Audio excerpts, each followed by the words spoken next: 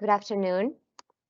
Thank you for joining us in today's information session on two of the available funding calls within the SMEs Growth Program in Romania, financed through the EEA and Norway grants. My name is Alina Toporaș. I'm the Communications and Program Officer in Innovation Norway, and I will be moderating this information session. I am joined today by my colleagues within Innovation Norway, who will each provide you with valuable information on how to make the best application for either of these two open calls. The two open calls for proposals that will be the focus of this session are the individual project scheme, where the available funding ranges from 200,000 euros to 2 million euros per project, and the small grant scheme, where the funding ranges from 50,000 euros to 200,000 euros per project. Both of these open calls support enterprises which carry out their activities within either of three focus areas, namely green industry innovation, ICT, and blue growth. This session is mostly catered for applicants who are already strongly considering or are even in the application process as we speak. But for more background on the SMEs Growth Program as a whole and a more thorough and in-depth description of the two open calls, we will leave a link in the chat box to the recording of the previous session, which you can also access in the dedicated call pages on the Innovation Norway website. So today, my colleagues will take you on a journey. We will be talking about the customer's journey from application to grant contract. We will be touching upon the expected outcomes and outputs of a funded project. We will be going through the state aid regulations relevant for your application. We will be going over how the business plan should look like, and we will conclude the presentation part with a showcase of the detailed activity budget, which is a mandatory attachment to your application covering the financial aspects of your project. In the end, we will have a Q&A session where you will get the chance to ask questions, which will be answered by Innovation Norway advisors. We will let you know when the Q&A chat box function is activated, so you can ask at any point in time during the presentations. And anything that we won't get the chance to answer in this session will be answered via email if you send us an email with your inquiry at ro.innovation@innovationnorway.no. You will see this email address on the screen at the end of the session.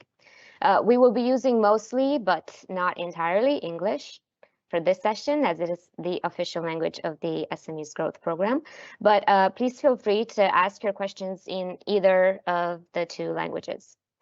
So without any further ado, I would like to welcome Mrs. Daniela Chifan, the co-head of the Bucharest Representative Office and the Senior Advisor within Innovation Norway, who will be taking us through the customer journey from application to grant contract. Dana, you have the floor. Thank you, Alina. Mulțumesc. Încep prezentarea cu mențiunea că voi expune informațiile în limba română pentru o cât mai bună înțelegere a condițiilor de finanțare. Și aș dori să subliniez faptul că limba programului nostru este limba engleză, adică toate proiectele, toate documentele justificative care vă sunt solicitate pentru a depune o cerere de finanțare trebuie depuse la Innovation Norway în limba engleză. Excepție fac certificatele oficiale și situațiile financiare anuale care vor fi depuse în limba română. Acum revenim la cele două linii de finanțare. Așa cum a menționat și Alina anterior, vorbim de două scheme de finanțare care au termen limită de depunere în septembrie anul acesta. Voi prezenta astăzi schema de finanțare denumită schemă de proiecte individuale și schema de finanțare denumită schema de granturi mici. And I would like to ask Ranvai to share the presentation. Yeah.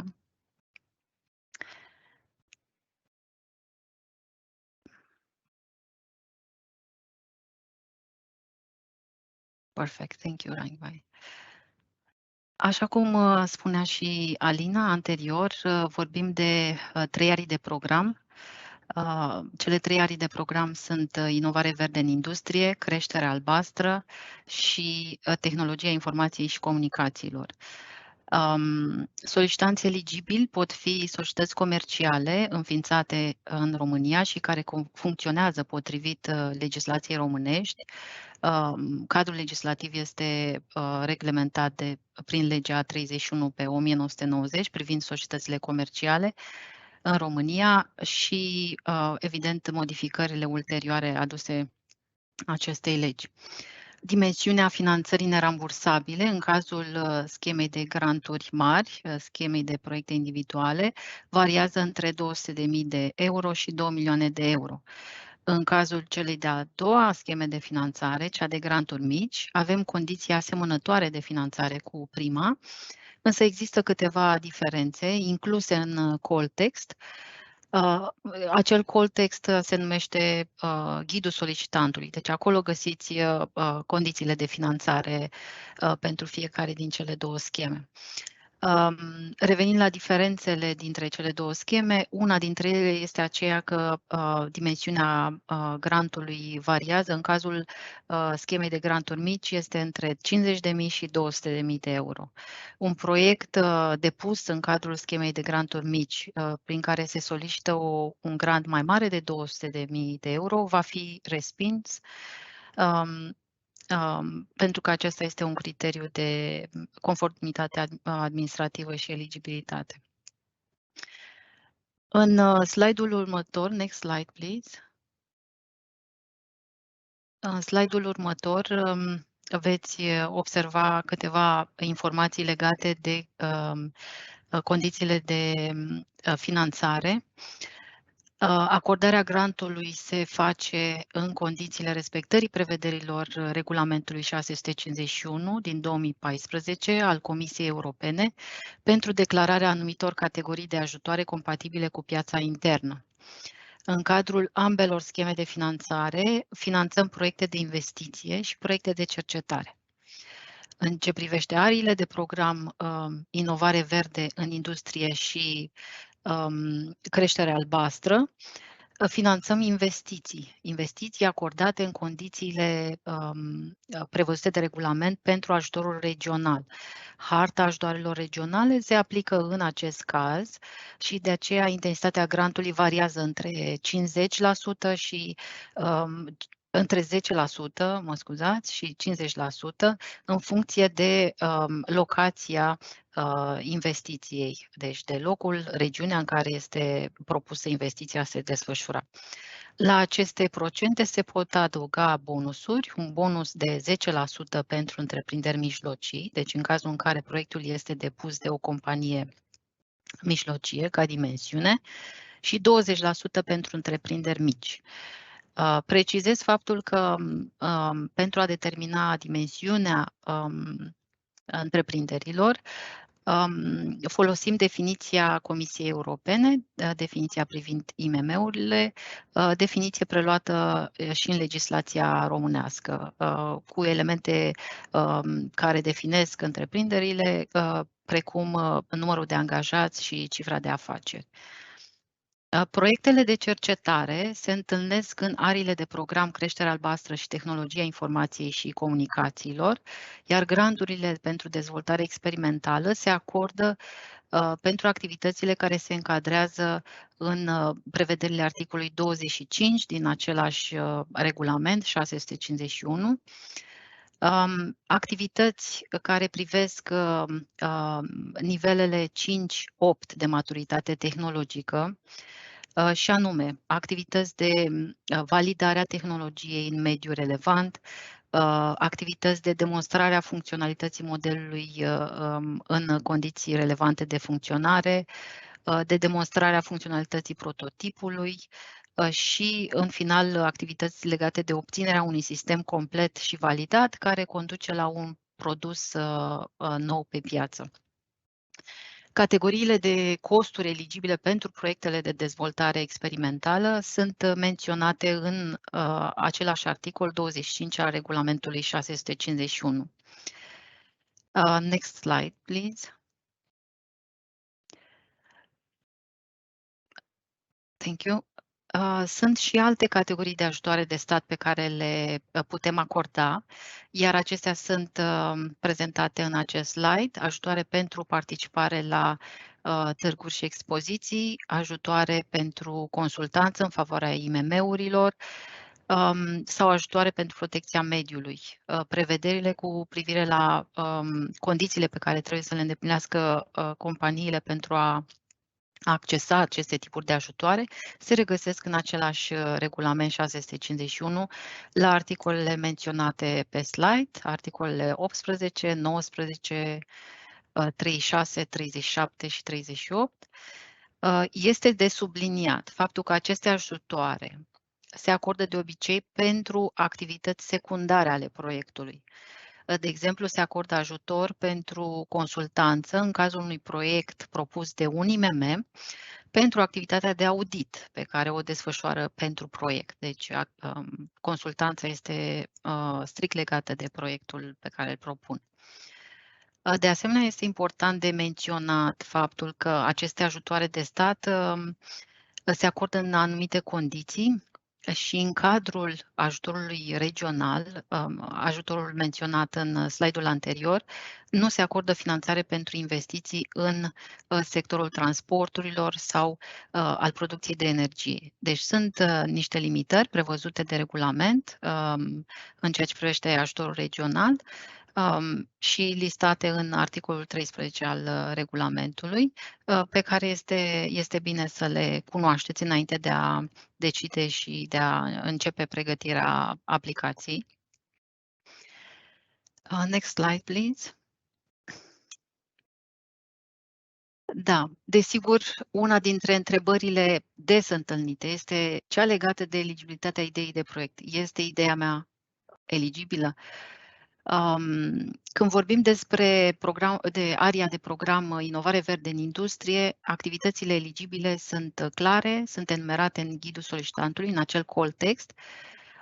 Sunt prezentate și aici pe slide, deci vorbim despre dezvoltarea, implementarea și investiția în tehnologie inovativă prietenoasă cu mediul, vorbim despre dezvoltarea produselor și serviciilor verzi sau de dezvoltarea și implementarea proceselor de producție mai verzi față de cele implementate în prezent de către companie.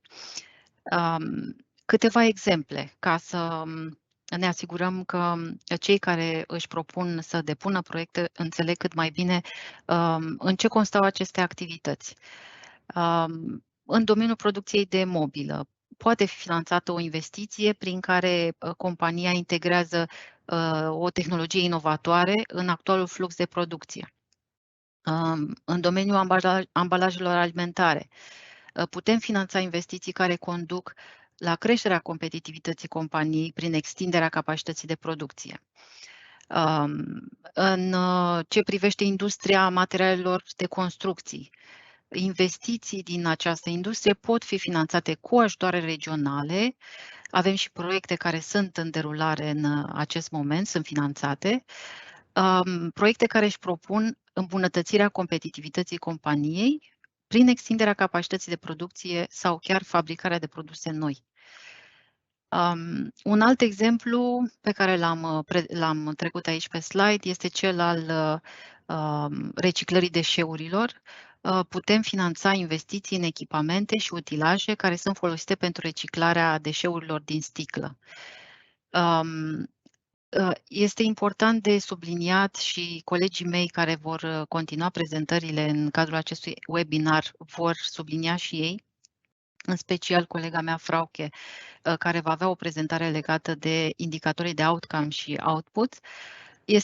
Cum spuneam, este important de subliniat faptul că toate proiectele, pentru a fi eligibile, ar trebui să adreseze cel puțin indicatorii obligatorii ai programului și aceștia sunt doi, indicatorii de cifră de afaceri și de profit operațional net. Deci, proiectul ar trebui să conducă la creșterea cifrei de afaceri și la creșterea profitului companiei. Mai mult, pentru area de program Inovare Verde în industrie, proiectul ar trebui să aibă și un element verde, ar trebui să răspundă cel puțin unuia dintre indicatorii verzi ai programului, indicatori care sunt enumerați în anexa la proiect, Outcomes and Outputs Indicators Annex, și care vor fi prezentați și de către colega mea, Frauke. Next slide, please.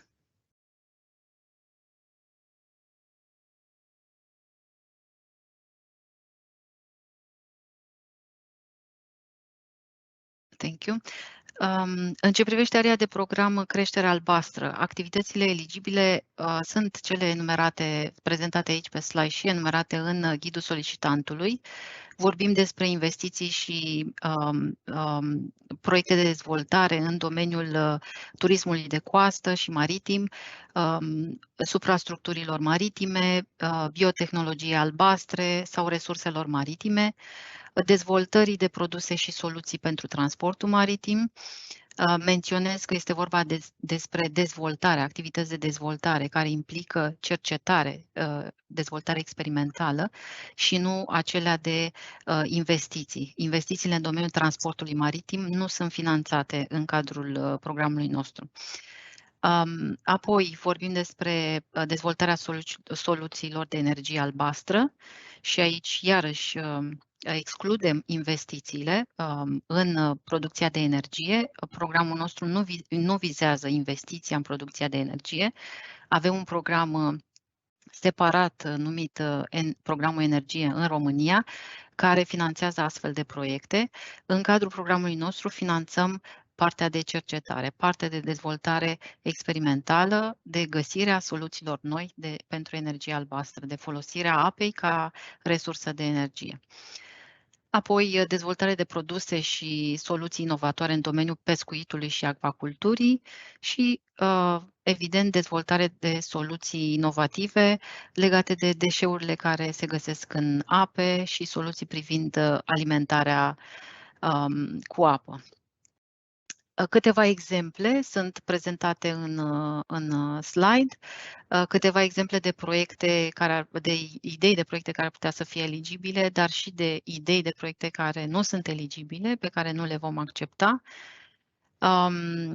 Acestea sunt dezvoltarea de soluții, o idee de proiect eligibil, dezvoltarea de soluții pentru folosirea organismelor din apă în sectorul alimentar, farmaceutic sau obținerea de surse alternative de energie sau chiar proiecte de investiții în echipamente și utilaje care se folosesc de către operatorii portuari. Subliniem faptul că nu finanțăm proiecte care constau în simpla achiziție de nave, activități care conduc la creșterea amprentei de carbon și nu la reducerea ei, sau activități care conduc la reducerea biodiversității, precum și investiții în echipamente pentru producție de energie. Next slide, please. În următorul slide am pregătit câteva informații legate de eligibilitatea ideilor de proiect din cadrul ariei de program ICT, Tehnologie Informației și Comunicațiilor. Avem două activități principale eligibile, dezvoltarea de produse, procese, soluții IT și dezvoltarea de produse, procese sau soluții folosind tehnologia informației. Putem finanța integrarea soluțiilor software pentru creșterea economiilor de costuri legate de mentenanța navelor maritime, de exemplu. Eligibilă este și dezvoltarea unei platforme folosind inteligența artificială, platformă care procesează orice tip de document, îmbunătățește productivitatea la locul de muncă și permite angajaților accesarea documentelor de la distanță. De asemenea, am finanțat și dezvoltarea de soluții IT folosind inteligența artificială în domeniul transportului feroviar. Și activitatea de cercetare pentru dezvoltarea unui controller pentru microgrilă, în vederea integrării surselor de energie regenerabilă în clădiri de birouri sau pentru consumatori industriali, iarăși este o activitate care poate să fie finanțată în cadrul programului nostru. Next slide.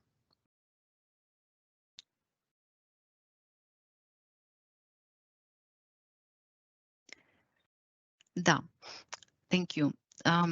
În cele ce urmează voi face câteva precizări legate de metodologia de evaluare, pentru că până acum au fost multe solicitări de informații venite din partea companiilor care erau interesate de criteriile pe care le folosim în evaluarea proiectelor.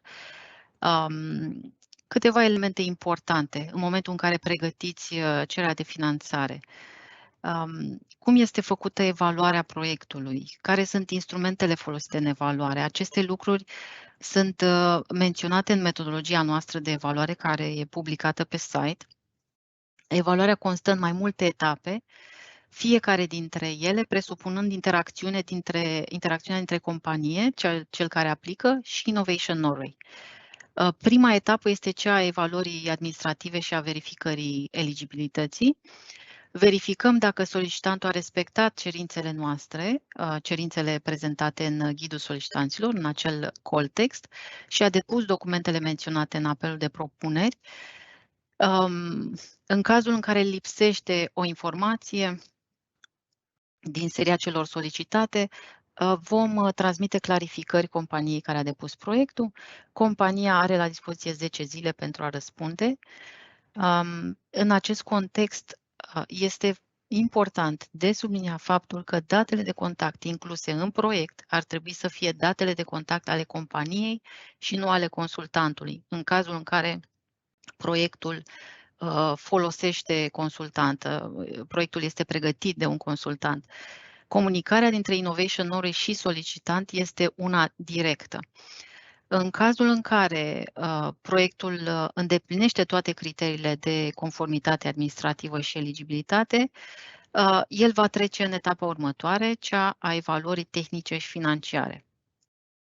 Next slide, please.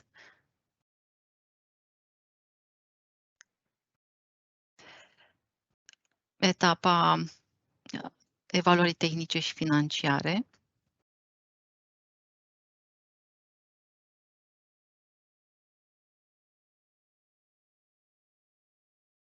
Is it possible to move on to the next slide, please? Yes, yeah, this is the one. Thank you. Ok. Aceasta este făcută, evaluarea tehnică și financiară este făcută de către 2 experți ai Innovation Norway, care vor analiza partea tehnică și partea financiară a proiectului și vor acorda punctaje de la 0 la 6 pentru fiecare criteriu tehnic și financiar. Proiectele sunt punctate și ierarhizate. Ierarhia se face în ordinea punctajelor, evident. Și un proiect cu un punctaj superior, care se încadrează în bugetul disponibil publicat în apelul de propuneri de proiecte, sunt mai departe vizitate de către echipa Innovation Norway. Vizitele în această perioadă sunt în principal digitale și vizează verificarea activității curente a companiei și o bună înțelegere a proiectului, a activităților, costurilor propuse în proiect, justificarea investiției sau activității de cercetare propuse în cadrul proiectului. Next slide, please.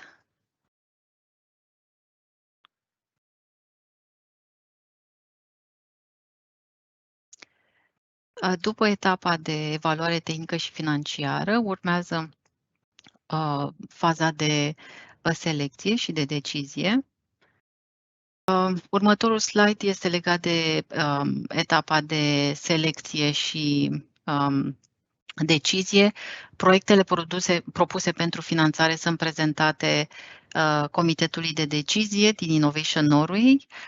Acesta le analizează și decide acordarea grantului.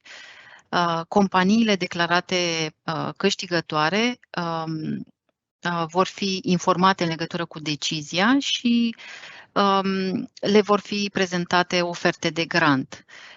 Oferta de grant conține condițiile de finanțare, deci în ce condiții primesc grantul, conține informații cu privire la suma finală aprobată, bugetul total aprobat și valoarea grantului acordat, și alte chestiuni care pot să fie specifice proiectului. Noi le numim condiții speciale.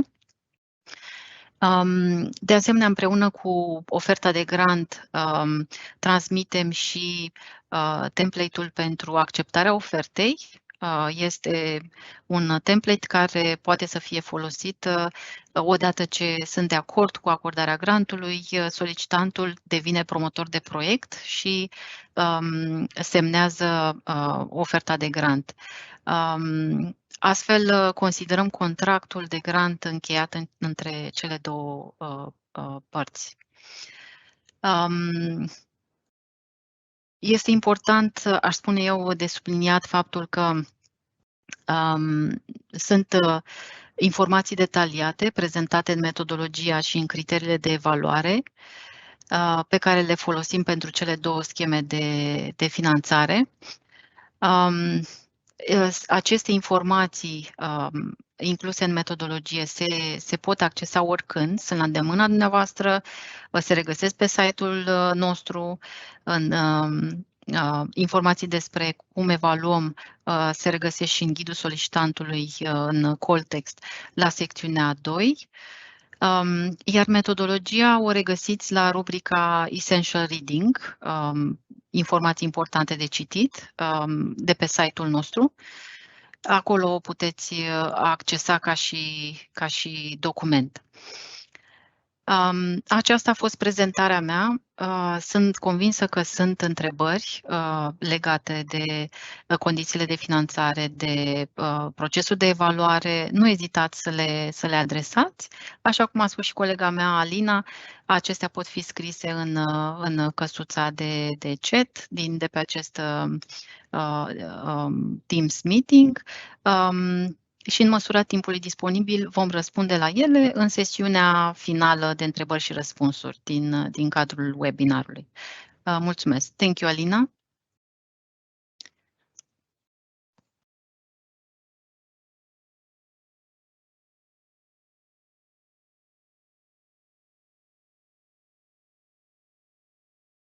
Thank you very much, Dana, for taking us through the customer journey for the two schemes and talking to us about their differences. I believe that of particular importance for applicants are the examples of the projects and their eligible activities, which can be financed through the two open calls, but it is also important to know how the projects will be evaluated, and you have done so very thoroughly. So thank you for that. Next up, we have the director of the business program, the SMEs growth program, Mrs. Frauke Moos, who will be talking to us about the expected outcomes and outputs and indicators which will be employed in the evaluation of a project proposal. Whenever you're ready, Frauke, you have the floor. I am ready, and I am using my presentation, but what has happened here is that the person who was privileged to send our presentations live is currently off. So I will use my presentation and refer to it and try to speak a little bit more in illustrations until my presentation can be sent live again. Or do you see it right now? Yes, I have sent it live. Oh, that's perfect. That's great. Okay. So thank you so much. So I'll be talking to you a little bit about the expected outcomes and outputs as a guiding thread for your applications. And you could say that these indicators, as boring and bureaucratic they may seem to you, they are very important because they, next to the state aid rules and the financial analysis of your projects and yourselves, your companies, they will sort of provide a very clear setting for whether or not your project will be able to receive financing. So please pay attention to this one. As you might have already realized, the calls we are talking about, they have defined goals defined by politicians. These goals have been converted into overarching objectives, what we want to achieve here in Romania, that is increased competitiveness of enterprises. And again, we have then also broken that down to what we think will provide sort of an indicator for enterprises becoming more competitive. And we have said that we have defined 2 mandatory indicators that all the projects that we finance here must meet. And we've also defined mandatory outputs, what you could also, in other words, describe as the main deliverables for your projects. You can see them also in the mandatory attachment that you need to fill in, and you have to choose at least one of the 2 outputs. We'll come back to that. But then it will be you who designs the activities that will directly contribute to achieving all these goals, all these indicators. And here you must make sure that these activities, that all of these activities directly contribute to the outputs, which again will contribute to the outcomes, which again will contribute to the overarching goals. You have already seen, maybe if you're working on the application, you have seen the indicators, and Dana has already mentioned them to you, so I will not go into detail here. Just to add that for the green industry innovation component, you will also have to achieve green results in addition to the business indicators. And then I've already mentioned the mandatory output indicators. And again, please observe that all the activities help reaching the one deliverable, the one result you want to achieve with your project. This is how it looks like when you make a hierarchy. So you have the red area on the bottom is what you will define and what you propose to us, how we can achieve these big goals for the overarching goals for the program. And they need to at least contribute to one of the 2 outputs and to all of the outcomes that are here written in black. And if you are applying under the green industry innovation component, you have to contribute also at least to one green result. And you will see we have only placed 2 of them here, 2 of the green indicators, but you can choose others. You can even define your own ones as long as they are convertible somehow into CO2 emissions equivalents. It will be fine. It will be eligible. Okay, let me give you some example after this more theoretic part. Let us have a look what we have financed. We have financed a project, for example, for a company that has decided to invest into machinery for producing plant-based packaging instead of the traditional plastic bags or plastic packaging. And by that, they will also reduce their carbon footprint and strengthen the local economy, it's the circular economy. So they do contribute to the environmental indicators, and they also have shown that they increase their turnover by creating new business, getting new clients who want to see greener products, and they will also save costs, which will lead to a net operational profit increase. Another example is a company that has decided to produce components for electric and hybrid cars, which the market potential here is the growing sector of hybrid and electrical cars. And they are now producing for these new clients. So they are making more business for themselves. They are developing their business, getting new clients, but they have also shown to us that they will reduce CO2 emissions by investing in these new manufacturing equipment. One example from the ICT focus area, I like this example a lot. It is about developing an artificial intelligence-based management system. So you have to imagine, for a rail park, you have to imagine you sit in one room and you have control over all the trains, how much fuel they have, whether they need repairing, maintenance, how much they have been on the road, all of that in one system. And this is a software company who has a lot of railway clients, and they have seen that this is a new product they could develop. So this project was a development project, not an investment project. And here they needed to prove that they the activities that they proposed were qualifying as research and development. And they also were able to prove that this product will create new business for them, will get them new clients, and will also increase their overall net operational profit. This is a positive example from the ICT focus area. We also have quite some examples of activities or projects that will not meet the mandatory indicators for this call. And please now pay attention. If you see yourself in one of the examples, think very well whether you should apply or not, because if you are not 100% sure that you will meet these mandatory indicators that we have mentioned, then you should maybe not apply, because we will not be able to finance your project.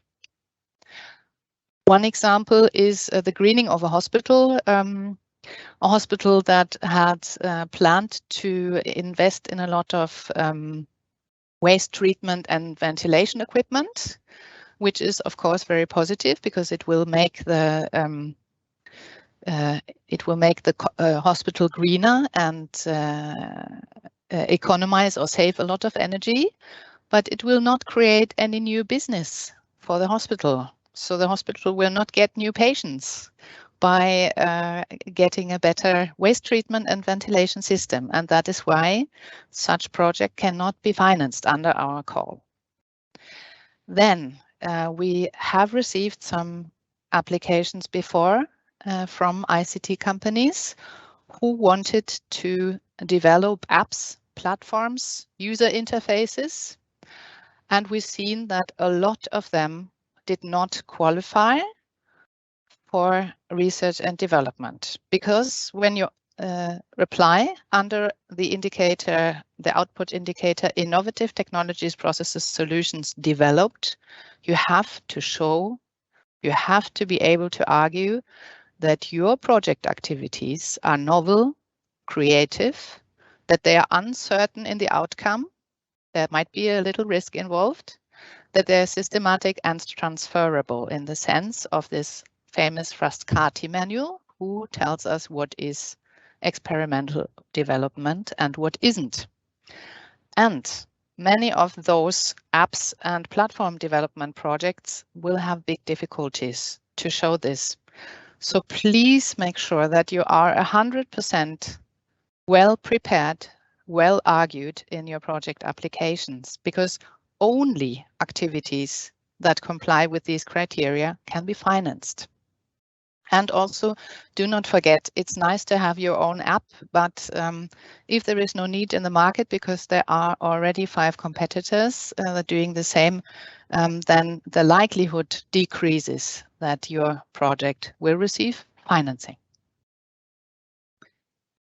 When it comes to blue growth, we've seen that we have seen this hospital syndrome, if you want. We just mentioned the hospitals wanting to renovate their waste treatment facility.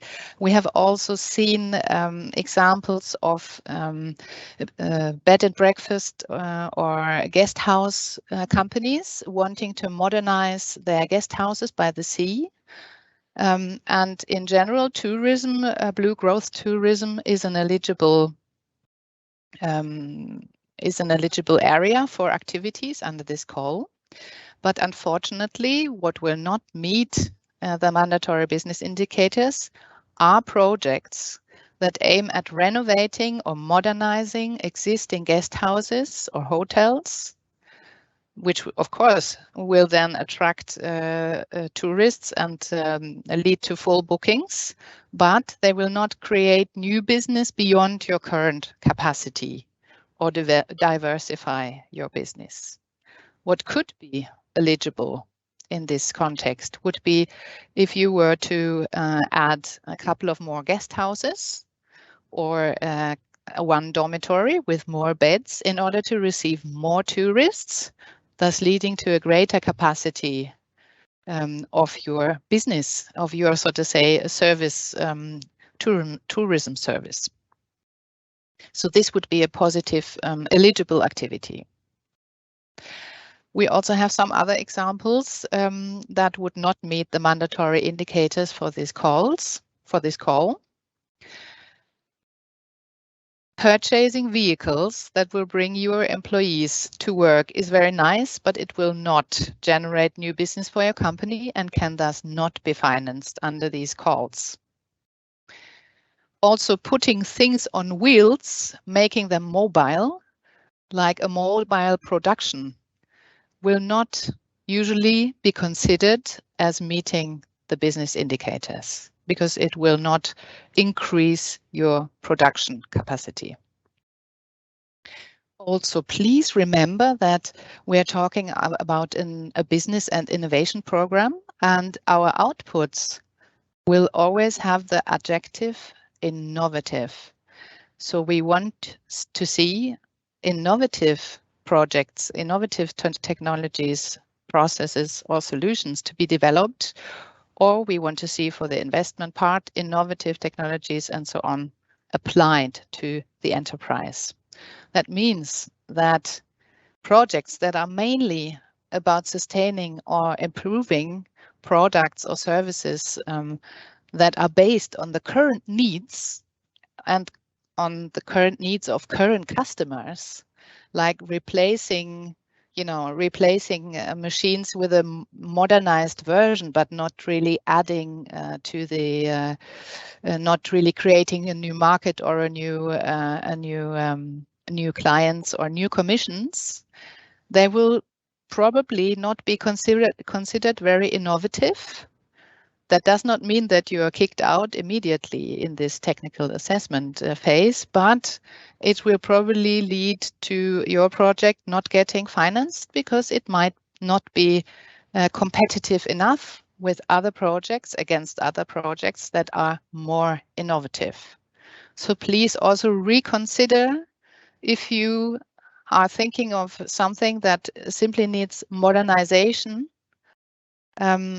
if you really should apply or if this will not really add any increase in your capacity, not lead to new clients or not lead to you putting a new product on the market, you should really reconsider your application. So business and innovation should go hand in hand when you apply. This will be an important criterion for success of your application. And then Dana has already mentioned it in her presentation, but I would like to repeat very briefly that we are not financing any energy production. It is not an eligible output under this call. It will not be. You will not be able to generate energy and sell it as a result of the project. If you are interested in this, we have a call in the energy program that is actually financing this. Unfortunately, it was closed yesterday, so we hope you have applied for this and not sort of got lost into this call context here with your project activity on energy production.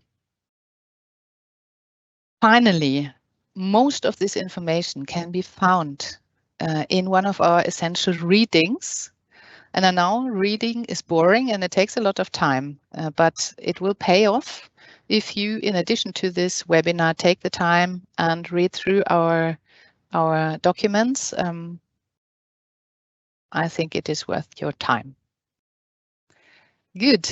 Mulțumesc for now.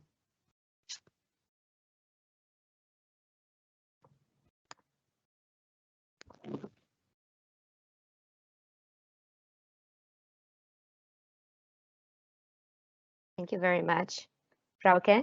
We appreciate hearing about green results, and we also appreciate hearing about best practice examples in both the ICT and green industry focus areas. And why not hearing about what not to do, some don'ts and some non-eligible business indicators, which I think is equally useful for applicants. With that being said, we move on to the next speaker, the EEA and ORE Grants Program Director and Legal Representative, Mr. Magnar Odelian, who will be talking about state aid regulations that are relevant for your project applications. Magnar, you have the floor. Thank you very much. I'll try to share my presentation.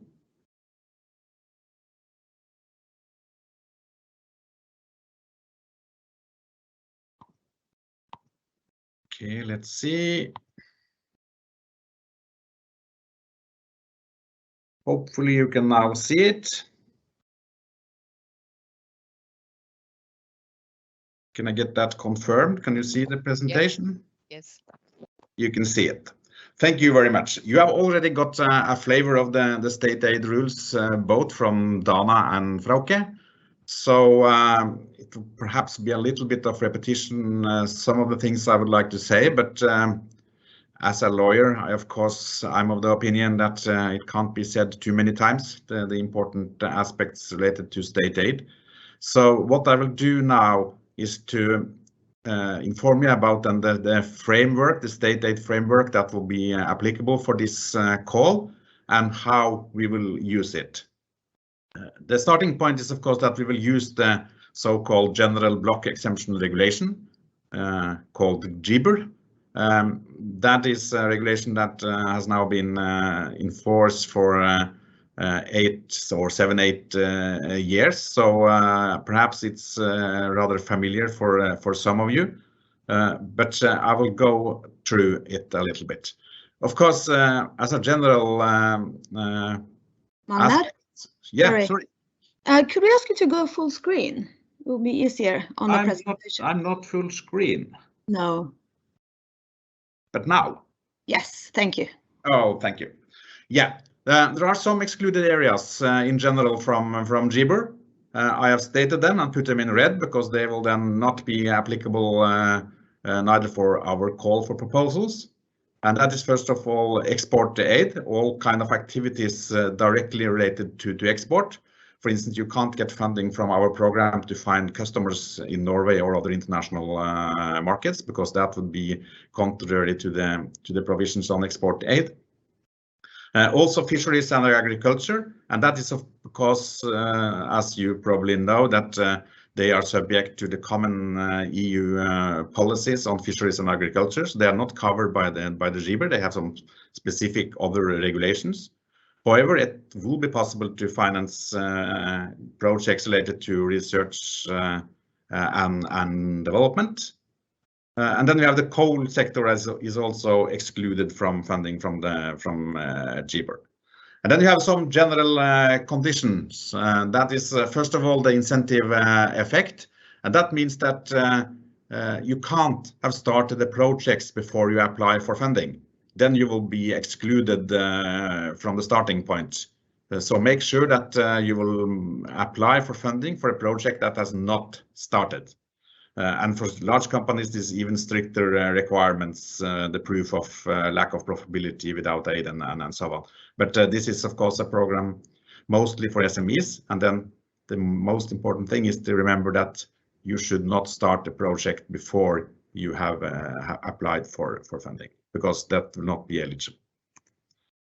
I will go through the main provisions in GBER that we will use. First of all, we will use the provision on regional investment aid. And what is regional investment aid? Yeah, that is an initial investment by a SME or an initial investment in favor of new economic activity for a large company. So we have a difference between what kind of projects is possible to finance for SMEs and what will be possible to finance for large companies.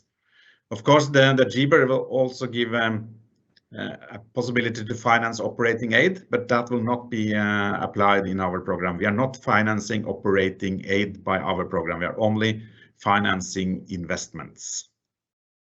And also from the regional aid category, we have some sectors that are excluded.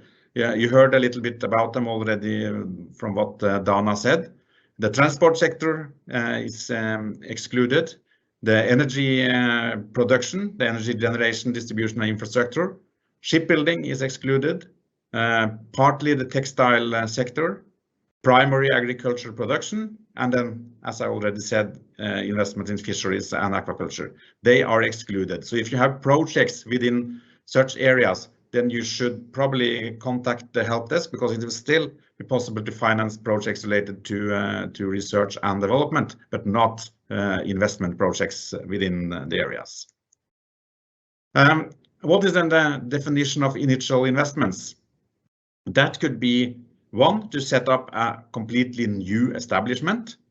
It could be to extend the capacity of an existing establishment to then increase the production capacity of the company. It could be diversification of the output of an establishment. That would be then to start to produce something new in addition to what you already produce. And it could be a fundamental change in the overall production process. But then, of course, you will have to remember then what Frauke said about the mandatory business criteria, because you can't only change your production process, because you have to increase the capacity as well to fulfill then the business criteria of the call for proposals. Just to illustrate that, of course, you all will understand what it will be to set up a new establishment. That will to build something, a greenfield project. Then the extension of the capacity, that could be then, for instance, to add a new production line to the production line you already have. So you will then produce more in your company. The diversification could be then, as illustrated here, a car maker company that will also produce motorcycles. That will be a diversification. And the fundamental change, you can see that is, of course, to modernize the production. But again, you will have to observe also the business criteria. So we will not finance projects that would only modernize without then increasing then the production capacity and the output of the company. You have some conditions for the investment aid. One important condition is that you will have to maintain the investment in the geographical area for 5 years for large companies and 3 years for SMEs in the GBER. But in our program, we apply the 5 years rules for all enterprises. So you will have to make sure that you will maintain the investment in the region for 5 years. And of course, the grant rate depends on the regional map. So, and that is described in the call text, then the different regions of Romania, and what will be then the maximum grant rate for investment projects. Another category we use is consultancy in favor of SMEs. That's Article 18 of GBER. That would then finance external help you need from consultants. And then, of course, you will end up in the possible question of whether then this consultant could be a partner in the project, or it will be only a supplier. Then if a supplier is subject also to procurement rules. But we have a lot of projects with, for instance, Norwegian partners, or actually also with the Romanian partners that kind of are consultants. They contribute to the project with their competence. And if they are partners, then of course you will have to calculate then the hourly rates of their contribution in the same way as for the promoter. But if they are a supplier and subject to procurement rules, then of course it will be a free competition, and they will then also then in most cases of course have profit added to their price. Typical costs in projects that are then financed under this provision, that will be external project management. If you need that is possible to include in the project, but we will normally not accept both external and internal, because you will have to choose whether to do it with internal resources, or you will need help from external project manager. And then we will normally also require that you will have a procurement procedure to then identify then the external project manager you will use. Audit costs is a typical included in this because we accept audit costs in the project budget. Also publicity, if you use some external forces, we will accept a small amount of money for consultant on publicity. But then the biggest category will probably be then the technical consultancy. If you then need some technical expertise to assist you when implementing the project, that will typically be consultancy in favor of SMEs. Then we have one important category, research, development and innovation. You heard a little bit about it already. It applied to all sectors, so it's non-sectors are excluded. So research and development project, we can finance them in principle for all sectors. But we are not using all the parts of this article in our program because we are implementing a business program and not a research program. So it means that we will not finance fundamental research. We will not finance industrial research. We will finance experimental development. We are financing projects close to the market. And that will mean from the technology readiness level scale from 5 to 8. 9 is not research and development because that's the last thing you will do before it's market ready. But we are financing experimental development. And then the maximum grant rate possible for experimental development will be 60% because the starting point is 25 for large companies. Then you can add 10% for a medium-sized companies and other 10% for a small company. So then you have reached 45. And then in certain cases, you can then get a collaboration bonus of 15% if you are collaborating with, for instance, a research institute, and you will share then the results of the project, because that is a precondition. You will have to then both do research activities and you have to share the results. Of course, in the Article 25 of GBER, it's also possible with some other bonuses, but we will mainly not use other bonuses than the collaboration bonus for our projects. Yeah, I will not go into the definition of experimental development because, as Frauke mentioned, this is based on the so-called Frascati manual. So if you are in doubt whether your project will fulfill the criteria to be within the definition of experimental development, you should be in contact with the Innovation Norway office in Bucharest to get some guidance on your project idea, because then you can save time. It will be a pity if you use a lot of time to prepare an application that we will then regard as ineligible from the starting point. So already mentioned the main criteria that you will have to look at when you have a research and development project. It needs to be novel, and that is important. That is, we are talking about new knowledge, because it's not sufficient that it's a new product or a new service, because it must be the knowledge behind it that needs to be new, and it needs to be new on an international level. So it's not only for the company as such, but to qualify as research and development, it needs to be a innovation at the international level. And it needs to be creative, not just a regular product development. And as already mentioned by Frauke, we sometimes see that, especially for instance in the ICT area, that it's a kind of regular product development, and that will not qualify as research and development. And it needs to have some uncertainty in the outcome, and to be systematic, a solution of a problem, and transferable and reproducible. And of course, we will look at these criteria and assess the project, the proposal based on the criteria. So you should also expect then, if you have not already done that in the application, we expect to be challenged on these criteria and to explain why this project would qualify as research and development. We have some challenges on research and development based on the experience we have from the assessment of a number of applications. Of course, it's a gray area between the different categories, whether it's industrial research, experimental development, or so on.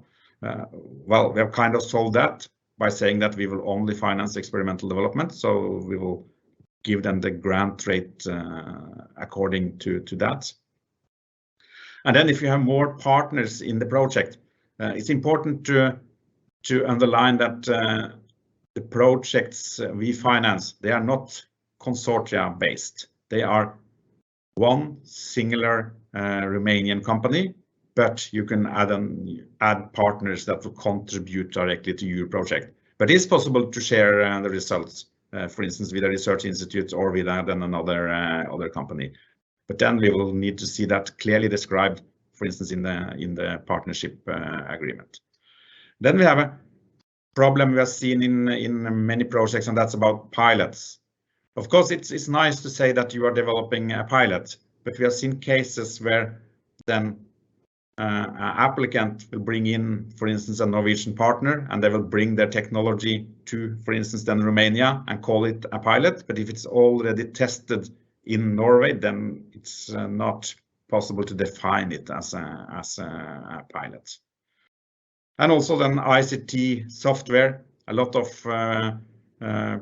problems, because if you develop software based on existing knowledge and technology, then it will not qualify as research and development. That means that, for instance, apps will often not qualify as research and development, even if it's a nice app that you could use in your business. It will in most cases not qualify as research and development. We also use then the environment part of GBER, but only a small part of it.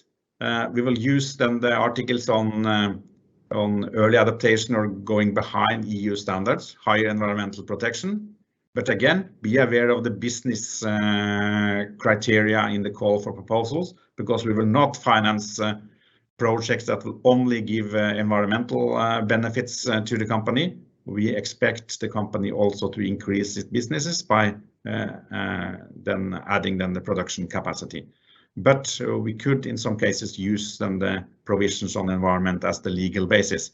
And that will also go for the energy efficiency measures. We will not finance projects that are purely then energy efficiency projects, but it's nice to have projects with energy efficiency as a side effect, and we could use then the legal provision.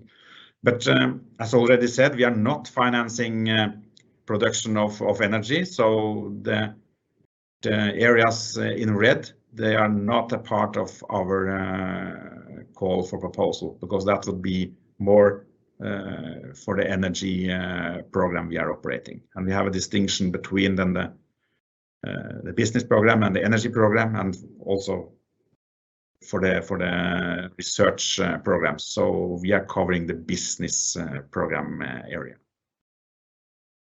So if you go behind EU standards and higher protection, that is of course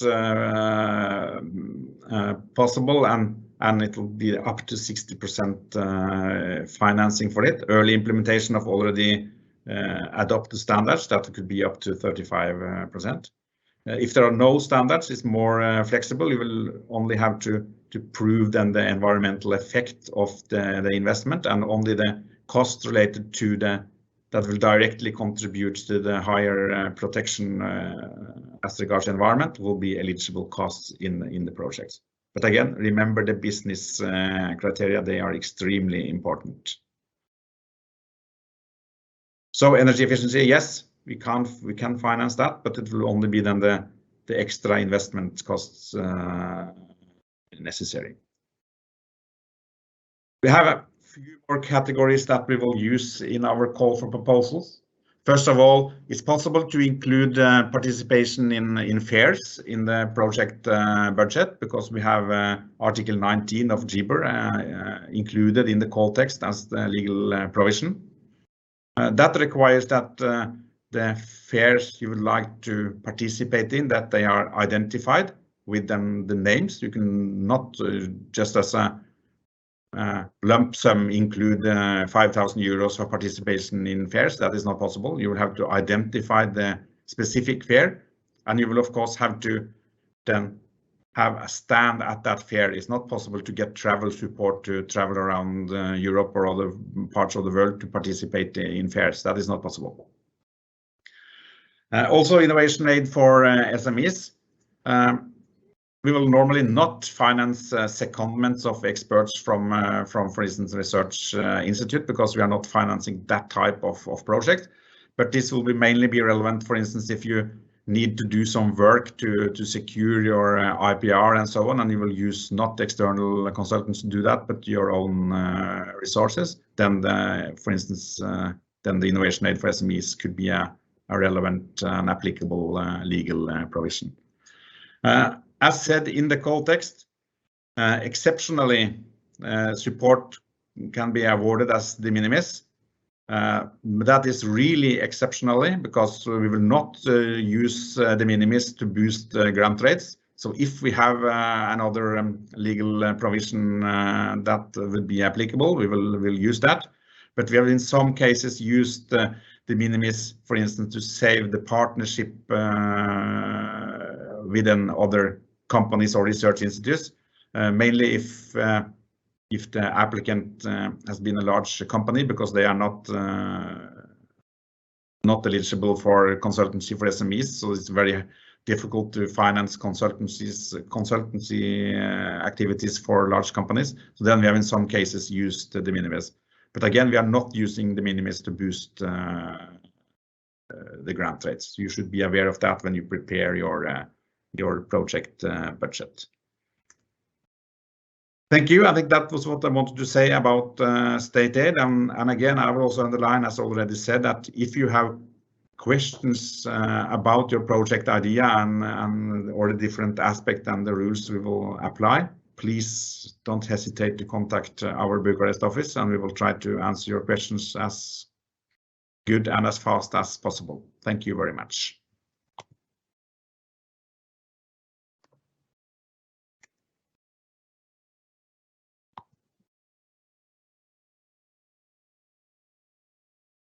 Thank you very much, Magnar, for introducing the general block exemption regulation and for illustrating the articles within GBER through very practical examples. It is very useful to have an understanding of what can be financed, what activities and areas can be financed, and what activities and areas cannot be financed. With that being said, next up we have Mr. Mihai Ștefănescu, who's Senior Advisor within Innovation Norway, and will be talking to us about the business plan and what the business plan should include in your project application. Mihai, the floor is yours. Thank you, Alina. Good that we are doing this presentation, as the business plan is one of the key documents where you get the chance to explain the project and the business behind, and all the relevant details that are required in order for us to move on with the assessment of your project application. In this presentation, I will try to go through some key areas of the business plan, and we have here about 8. Of course, the business plan has many other areas which are important, including annexes that you plan to develop. I'll try to go through this content and then try as much as possible convey the, let's say, most relevant information that we look for. The first area, executive summary. Here you are going to see in the business plan a description of 4 elements: the need, the response, achievement to dates, and financing. Through these elements, you should focus on summarizing the main aspects of the company business. Here, when we are discussing about the need, we are discussing what need, what problem does your project solve for your company. So that should be a key element to include there. When it comes to the response, we are looking for the, let's say, type of actions, steps, initiatives that you plan to take to address and solve that problem that you have within the business, and also what products or services you plan to actually develop using and solving the problem. When we're discussing about the achievements to date, we are referring to the concrete steps that have been initiated by your entity towards, let's say, addressing, solving, or for the respective problem. and what you actually plan to do further on. When it comes to the financing part, you should focus on describing how is the company going to cover for the co-financing and which sources will be used in this respect. In addition, reference to the future revenue sources should be made here in this quick executive summary. The company presentation. This second part of the business plan should be focused on providing fact-based description of the applicant. We are discussing here about the history, where you should also mention where is the business located, what does the company do, and in which market. Is the applicant in a commercial phase or development phase? Such information or such questions should be addressed in this company presentation. Also, what could be extracted from this company presentation is the value of the company should be reflected under this section. Also, the section is focusing on presenting the company and describing the main activities. Those that are currently relevant for the project. Ownership, it's good to use actual percentages to reflect the owners. In case you have a board of directors, it's good to list those, just to mention their involvement in the company and their involvement in and if it is different, the involvement of other persons in the board of directors.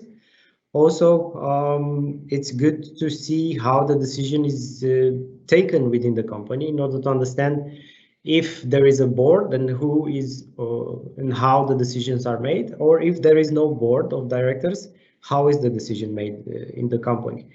We would like to understand the responsibility spread within the management group. Also, include of description, if it is applicable, of certifications already obtained. What is the range of services or products that are being provided or manufactured by the company? Also, if there are companies within the group, then their engagement should be also described. The current situation, it's a section that is focused on a SWOT analysis of the company. We see here we are going to look at the internal resources and external conditions in order to be able to implement and exploit the results of the project for which you are requesting financing.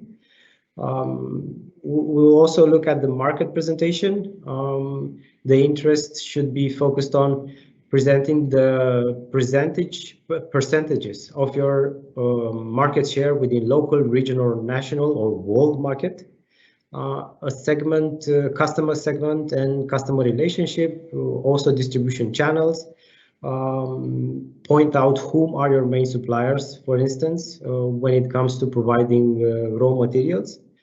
A description of the competitors and the current market conditions. An analysis of the main challenges, needs, description of opportunities and threats. Also sustainability, description of how the company safeguards the good business practice and would aim to see the project impact on the society and the environment. And also we're going to take a look to understand the economical and the business surroundings of the current company and where it resides. It would be also important, if in case you have a partner, to include a description of their business here as well. One of the key areas is moving on to the project part of the business plan and how to start. The overall presentation should focus on let's say, the potential of the picture is to present the idea or ambition of the project. This is the potential. Of course, we need a justification is required for the project and description of how it will be implemented. How to actually do this? In the business plan, you will see that there are various sections. Some of them include the project objective, the description, technical solution, and innovation aspects. When it comes to the project objective, in order to formulate a clear project objective, please take into account a reply to the following questions. Why is the project needed? Include clear correspondence between the project description and the need for funding. What needs, or let's say problems, are going to be solved for your target group? Which needs are not sufficiently met by existing solutions? What does the project aim to achieve in the medium long term? Of course, when we are going to discuss about the project description, here we should focus the presentation on describing the project activities and results achieved after implementing activity. What will be the best results of the project, and what does the applicant expect to gain from the project? How will the project results be used in the future value creation of the company and in the company? Here we should also focus on presenting which activities are going to be subcontracted and which will be done by your own team in-house. Important to note, if you plan to outsource services, as they also need to be correlated to the procurement plan. So describe the experience of the company and of the team in implementing similar projects. This will also help us understand the capacity of the in-house management. Underline the key important personnel that will be involved in delivering the project activities. Also here you should correlate the CVs that are going to be submitted with the role of the persons and what tasks are going to be performed. I draw attention on the fact that the research and development project require more extensive work, in the sense that you involve personnel which has the capacity to perform research and development activities, and that respective person needs to demonstrate that they have the capacity and did perform similar tasks in the past. Also, under the project description, you could focus on the background of the project need. How has the project become a need in the company? For instance, after further increase of sales or need for expanding the production. For the research and development component, I'll try to condense the description in the next slide, as we are going to talk about the experimental development, a type of aid which has been previously mentioned by my colleagues. The technical solution and innovation aspects. Here we should describe the technical solution and also associate the risk factors related to the activities / work packages. For example, and only if it is applicable, describe the innovation aspect of the process. For an investment project, please correlate the need of the equipment with the activity listed in the project description part. Include a description of the planned equipment and why is it relevant. Also take note of the fact that you should have in mind the market offers for the equipment that is going to be listed in the budget. And now the research and development part. Earlier you were presented on the elements that encompass the research and development activities and the fact that we aim to see project applications which aim to start at technology readiness level 5. In the technical solution part of your research and development project, focus on presenting the clear experimental development, the pilot, and where did it took place. That should be a good starting point to prove that indeed your solution has reached this level at the technological readiness level 5. Also, you notice that the Frascati manual was mentioned. There you will have a clear description of each criteria. I draw attention on the fact that the novelty part, it should be compared to the international industry knowledge, and it must be novel in this respect at industry level, and should result in new knowledge for the company. Also, you have been presented the creativity and uncertainty part. And these aspects are also accompanied by the systematic and transferable aspects are all mentioned in the Frascati manual and have been previously mentioned before. The partner role. In case you have a partner, please also indicate their experience, what type of organization are they, what does the partner do as a regular activities, and how will the partner contribute to the project. Let's say what is expected result from the partnership. Also, please mention how did the partnership start. You may also try to include a description of the budget if the partner has a budget in this respect. And also take note that there are some requirements when it comes to formulating the hourly rates of the project partner. And one key aspect is to avoid putting consultancy fees. Okay. And this should be the final outcome, is to decide if it is a need to have or is it a nice to have. To reach this point where the business development plan business development plan should focus on presenting clear distinction between aim of the project, the objectives used to achieve the aim, activities carried out for each objective, and also clear results. A recommendation here is to take into account this need to nice to have or need to have, and try as much as possible to dimension the need of the equipment within the project, and also take into account the market prices. One other element important is the green element. Here you should provide a summary of the expected environmental benefits of as a result of carrying out the project or the investment. As applicable, you should refer to the internal and external environmental benefits.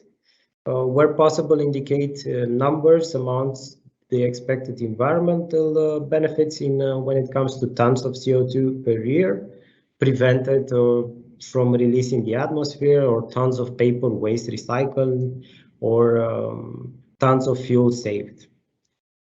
As it was mentioned under the outcome indicator, you will have a note to converse there is a conversation table which will help you use the emission and help you compute the CO2 emissions.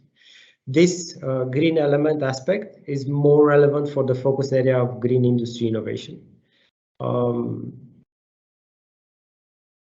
Okay, the market potential. Here we are discussing about feasibility and sustainability and the competition. Here you should provide the summary of the findings of the market potential analysis, which can be annexed to the business plan.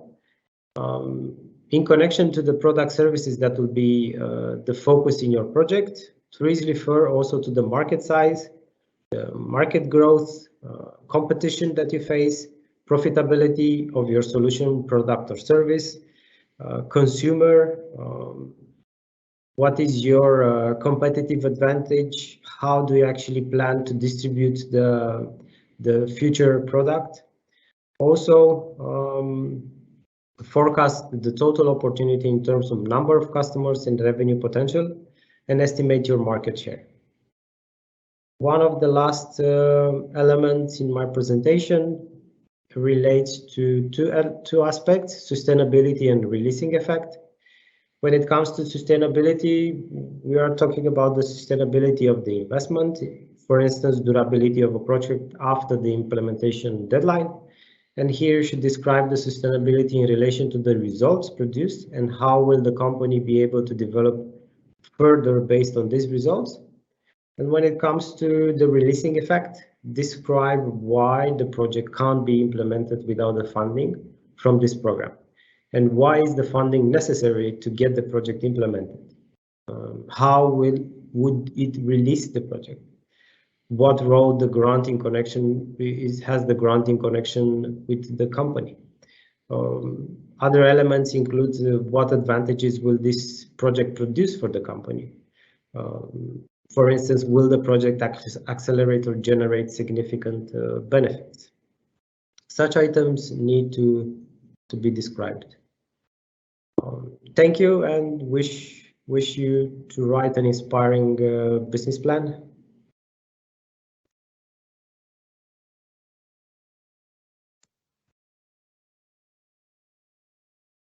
Okay, so thank you, Alina, for your connection. For the purpose of understanding, I will switch to Romanian because we are arriving at the most interesting and most easy part, the detailed activity budget. And let me share you the screen.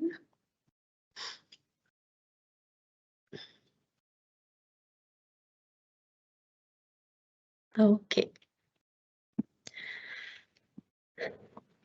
În regulă. Vă voi prezenta bugetul detaliat al activităților, pe care cred că majoritatea dintre dumneavoastră sunteți deja familiarizați. Acesta presupune un Excel pe care trebuie să-l atașați odată cu aplicația, de asemenea în Excel, cât și în format scris, printat. Excel-ul conține partea de buget detaliat, care presupune toate costurile investiției pe care dumneavoastră vreți să le faceți. O descriere succintă a bilanțului în ultimii 4 ani, în principiu pentru anul 2020, pentru 2021 veți avea de precizat anii 2017-2020, contul de profit și pierdere, care tot așa îl veți putea prelua din anii precedenți, fluxul de numerar al proiectului, care este specific doar pentru proiect, nu și pentru partea de companie plus proiect, deci doar pentru proiect. Și partea de costuri și venituri specifice proiectului.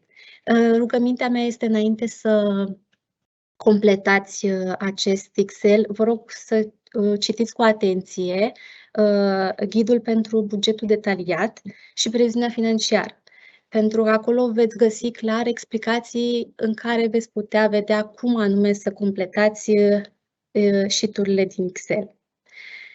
Primul sheet, bugetul detaliat, aici veți prezenta promotorul, practic actorii din proiect, promotorul sau partenerul, partenerii, în cazul în care există. Să fiți atenți în funcție de necesitatea investiției, cum anume veți completa în partea de activități, adică, așa cum a precizat și colegul meu Magnar, cumva trebuie să intrați și pe partea de ajutor eligibil pentru tipul dumneavoastră de companie. În principal, veți trece pentru fiecare activitate costurile proiectului, iar pentru fiecare tip de cost aveți de menționat dacă este costul suportat de dumneavoastră sau suportat de partener. Iar în partea aceasta puteți cumva să menționați dacă este partenerul sau promotorul. Foarte important, toate valorile din acest tabel sunt exprimate în valori în euro, fără TVA. Deci aici nu includeți TVA-ul. Cel mai important este, prima dată de menționat, citiți foarte bine în partea aceasta de mențiuni și după ce începeți să completați tabelul, vă rugăm să-l ștergeți, pentru că nu are nicio importanță pentru noi și cel mai bine să ștergeți. Așa cum am precizat, la partea de tipuri de costuri, managementul, publicitatea, auditul trebuie să fie corelate cu investiția principală, în cazul în care cumpărați achiziții sau cumpărați echipamente sau realizați o construcție adițională a achizițiilor de echipamente. Practic, cumva trebuie să fie corelate.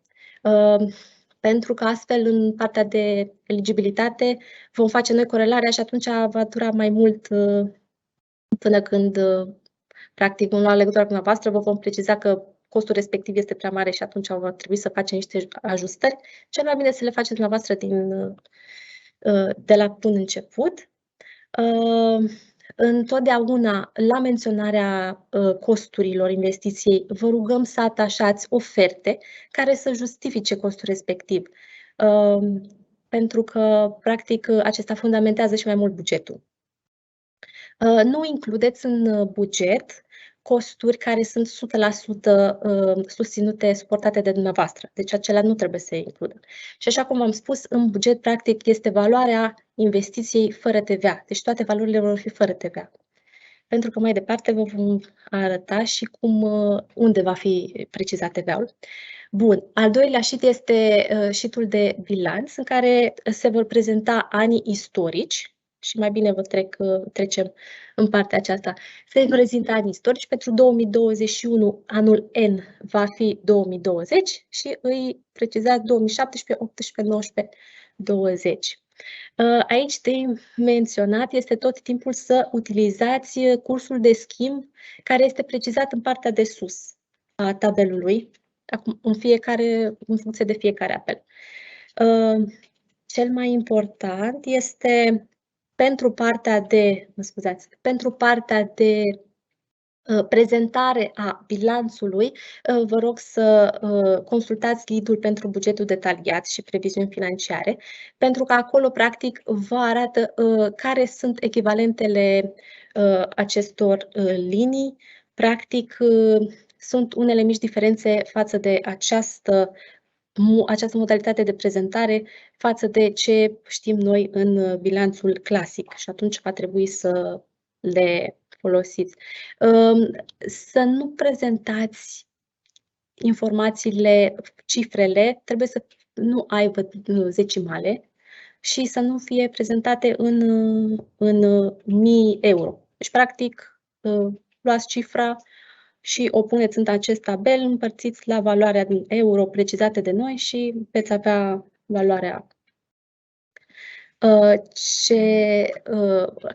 Și cheie de verificare, cel mai bine puteți să vedeți la sfârșitul tabelului, este un check pe care dumneavoastră, după ce veți completa întregul tabel, veți vedea că unele coloane vă vor da că este o diferență între activ și pasiv. Atunci va trebui cumva să verificați și să reveniți, pentru că activul și pasivul trebuie tot timpul să fie egal. La contul de profit și pierdere, practic aici avem două părți.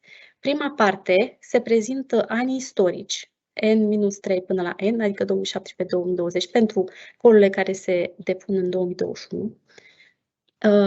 Avem un an de implementare, care practic poate să fie, știu că în multe proiecte au o perioadă mai mare de un an de implementare, însă pentru ușurința calculului noi precizăm un an de implementare și practic anul acesta este de implementare. Iar pentru partea de previziuni, această secțiune este partea de previziuni în scenariul fără proiect. Deci, practic, aici ar trebui să aveți ca o diferență față de scenariul cu proiect și cash flow cu proiect, cheltuieli financiare mult mai mari. Deci, practic, aici luați aceeași situație care ați avut-o istoric, pornind de la N și merg mai departe și, practic, adăugați costurile și veniturile proiectului, care o să vedeți mai târziu unde se regăsesc și în ce sheet. Cel mai important să aveți în vedere faptul că aceste calcule trebuie să fie realizate cât mai realist și nu o situație foarte nerealistă. Acesta este fluxul de numerar al proiectului. În această parte, practic, veți avea partea de cheltuieli și venituri care se vor prelua din tabelul următor pe care o să vi-l prezint. Acel tabel, iar acele valori vor fi indexate cu TVA-ul aferent. Foarte important aici, doar că nu am mai prins în imagine, în partea de sus veți avea de inclus și valoarea TVA-ului și contul de profit și pierdere și valoarea impozitului. Practic, în prima parte, la Total Cash Inflow, aici aveți valoarea pe care veți avea de adus aportul pentru investiție și aceasta va fi din mai multe surse. Ori va fi din credit, ori va fi din contribuția asociațiilor acționarilor, în funcție de particularitatea fiecărui proiect, veți pune exact în această parte, la Total Cash Inflow. La Total Cash Outflow, practic aici veți avea de prezentat valoarea echipamentelor, serviciilor, costurilor de personal sau alte costuri care sunt prevăzute în bugetul detaliat, adică în prima parte, în primul sheet, doar că aici veți avea valorile cu TVA. Foarte important. Și la partea de contribuții de împrumut și la partea de echipamente, valorile trebuie să fie cu TVA. Și atunci, cum valoarea de Total Cash Inflow trebuie să fie egală cu Total Cash Outflow, pentru că, practic, aici aveți de evidențiat contribuția dumneavoastră pentru toată investiția. Și în cazul în care sunt alte costuri, de aceea este pusă și linia Other Costs. Așa. În cazul în care veți avea un împrumut pentru cofinanțare, practic aici veți avea de trecut împrumutul, iar în coloanele următoare dobânda pentru împrumutul respectiv, dacă va fi cazul. Să trecem mai departe. Aici, practic, avem prezentate veniturile și costurile proiectului, deci valorile vor fi exprimate în euro fără TVA. Foarte important de menționat este faptul că dacă un proiect generează mai multe produse, să le treceți defalcat, în limita posibilității, să le treceți defalcat fiecare produs cu numărul de unități respective și cu prețul unitar. Pentru că e foarte important ca să justifice valoarea de venit aferentă proiectului, cumva este justificată și cumva avem și o viziune mult mai clară a ceea ce vreți dumneavoastră să prezentați și a cantităților care vor fi produse în același timp. Aveți în același timp și o linie unde puteți să treceți și alte venituri dacă proiectul dumneavoastră, în afară de serviciile sau produsele respective, generează și alte venituri. Și atunci acestea vor fi trecute pe ultima linie, însă de regulă nu este bine ca această linie de alte venituri să fie mai mare decât linia principală de venituri obținute prin proiect. La partea de costuri, veți vedea că automat tipurile de produse sau servicii sunt preluate din partea de sus, acolo unde le-ați trecut și vor fi aici numărul de unități, iar pentru fiecare veți avea de precizat costurile materiale, alte tipuri de costuri, costuri administrative. Dacă vor fi servicii, atunci partea de costuri administrative nu vor mai exista. Însă este bine cumva să le prezentați tot așa defalcat cu un cost unitar pe fiecare produs. Nu în ultimul rând aveți de completat și partea de amortizare. Este un tabel. În acest tabel, de regulă, am văzut că practic se preiau toate liniile de investiții, însă aici ar trebui să apară în primul rând echipamentele și în cazul în care sunt softuri, da. Însă serviciile de management, publicitate și așa mai departe nu au ce căuta în acest tabel de amortizare și depreciere. Și puteți cumva să calculați această rată de amortizare, luând din catalogul mijloacelor fixe și durata de viață a acestora, durata de viață a fiecărui echipament sau mașinărie pe care o achiziționați și calculați rata de amortizare, iar aceasta va fi luată în evidență în următorii 5 ani de operare. De partea de changes in working capital, sunt luate în considerare stocurile, creanțele și datoriile pe termen scurt. Acesta, practic, este un indicator care ne arată acest indicator în care putem vedea cât de viabil va fi proiectul. Recomandările noastre este, în primul rând, să verificați foarte bine dacă valorile care se regăsesc în buget sunt corelate cu valorile care se găsesc în planul de afaceri sau în celelalte părți, documente pe care le prezentați odată cu aplicația. Cel mai bine este, odată cu prezentarea aplicației, să trimiteți și acest buget în Excel pentru o mai bună verificare. Foarte important este ca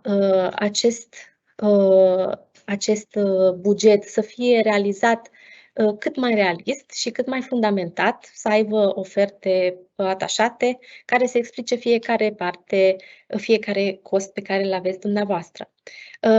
De altă parte, în cazul în care sunt costuri de cercetare, dezvoltare și aveți experți nominalizați pe care îi plătiți, să aveți costuri de personal, acolo ar trebui pe fiecare persoană să fie indicat valoarea respectivă, cumva să fie defalcat, să nu fie o sumă totală pentru toți experții.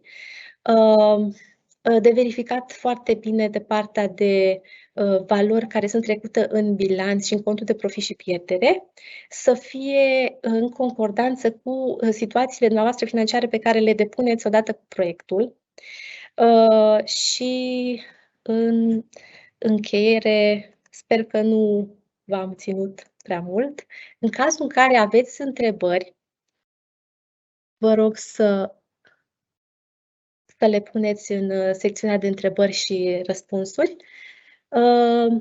Ce v-aș recomanda este ca în momentul în care realizați tabul să cumva să încercați să-l faceți cât mai realist și să aveți în vedere faptul că acesta va fi verificat, iar în cazul în care lipsesc informații sau nu sunt puse în concordanță, atunci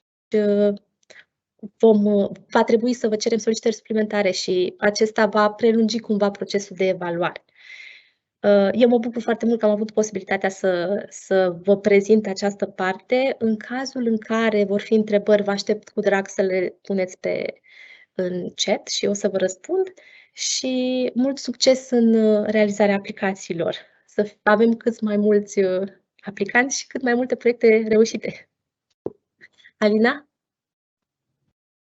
Ramona.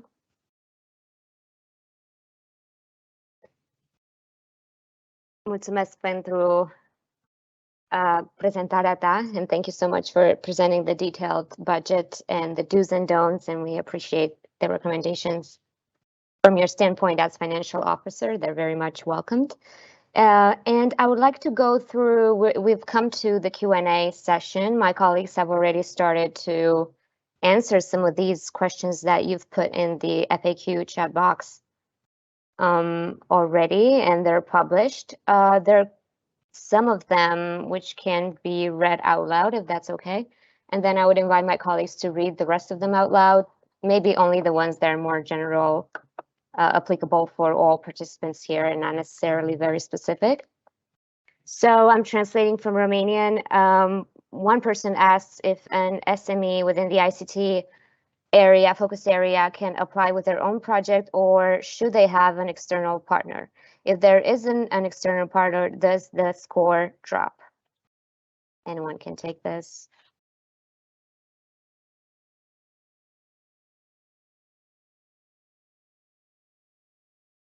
If you understood the question. Yeah, I can jump in. Can you hear me? Yes. So this goes for all focus areas. There is no obligation for you to have an external partner, but it will increase your chances. You will get some extra points when it comes to the final round, when we look at the best projects and compare them to each other, it will increase your score if you have a partner, especially if you have a partner from Norway or from Iceland or from Liechtenstein, because these are the 3 eligible donor program partner countries for this call. Thank you. Thank you, Frauke. Another question from the same participant is more of a confirmation. They want to confirm whether the 85% grant financing comes from the Innovation Norway grant and the 15% comes from their own source of financing.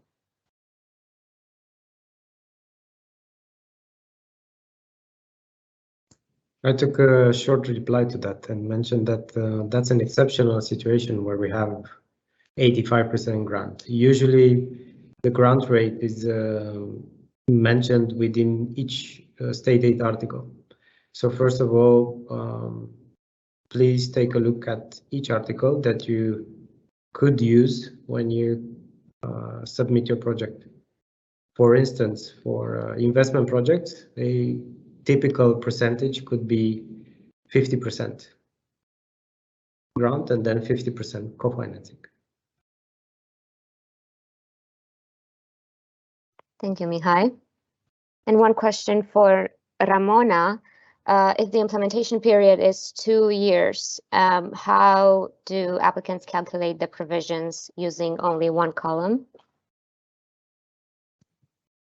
Should I answer in Romanian or in I English? think you can answer in Romanian. În regulă, deci, practic, dumneavoastră, dacă aveți implementare 2 ani de zile, pentru ușurința calculului, noi facem referire la un singur an. În partea de situații financiare, așa cum v-am arătat la profit and loss, practic luați un an de implementare. Și în anul acesta de implementare, practic, dumneavoastră nu previzionați nicio creștere de venit sau altceva, pentru că în anul de implementare se presupune că nu avem creșteri de venit sau de costuri care sunt influențate de proiect. Deci, practic, luați un singur an în care acela va arăta cumva ca anii precedenți, fără venituri și costuri generate de proiect. Cred că am fost destul de succintă. Mulțumesc. If anyone else wants to take any other questions in the FAQ chat box, any of my colleagues? Yeah, I see one question on expected outcomes and outputs, and here I read it aloud. Someone has already tried to fill in this expected outcomes and outputs form, and he or she, no, Marian is, I guess, he says we should complete 0 at the current amount of CO2 emitted and a positive amount, although very difficult to calculate, in sheet 4 emission factor. So this gets very technical, and I will reply to it in writing afterwards, but just to highlight that I'm not sure, because you do not mention it, whether you apply for regional investment aid. If you do so, you should relate to the emission that is produced by, or other emissions or CO2 emissions produced by your production and or operational processes, and then highlight how you will decrease this per unit produced when you have finalized the investment. But if you're looking to put a product on the market, you can then refer to the savings achieved when the customers use your product, and you will not have to project this in a very detail, but you have to argue, say based on human reason in the comment box, that if your product will be sold to clients, the clients will have a significant decrease in CO2 emissions. So then the effect will not be with you, with your company, and you will not have to prove it, but you still have to argue that this is very likely to decrease the CO2 emissions with your clients, with your future clients, once this product is on the market. So use the comment box next to the on the right side in this form to explain a little bit what your numbers refer to. Then we will be happy. I hope this answered your reply. Answered your question.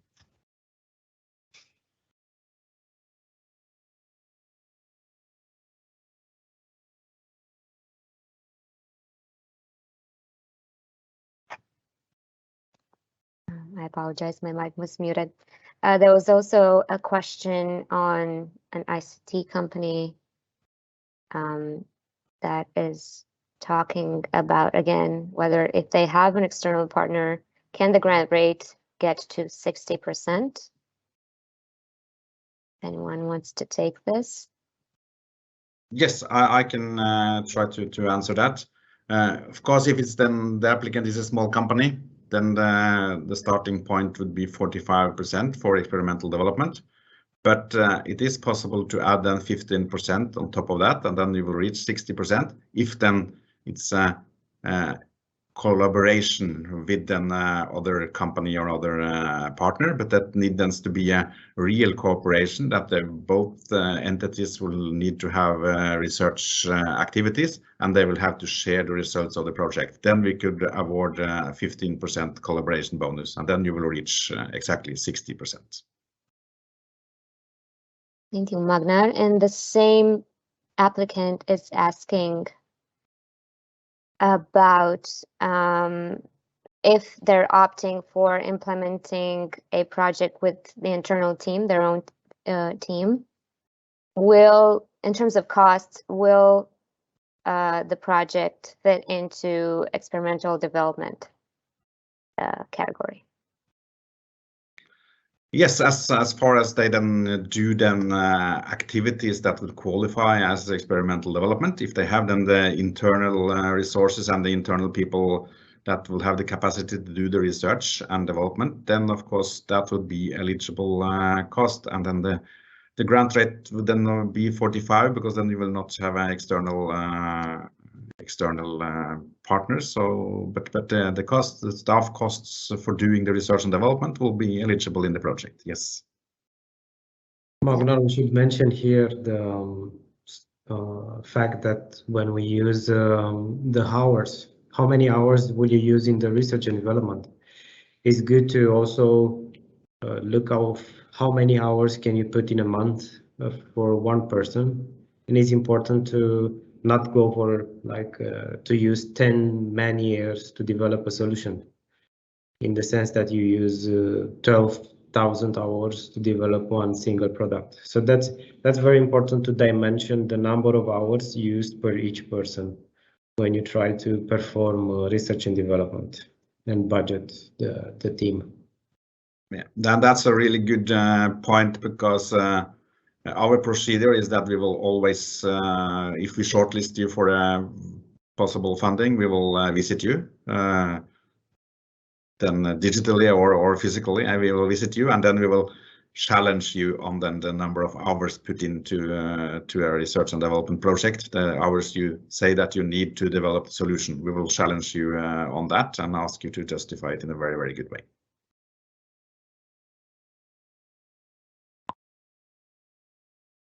Thank you. There's another question on if a company asks for 50,000 euros in the small grant scheme with a 50% on contribution, how and when do they need to show proof that the company has the required financial resources?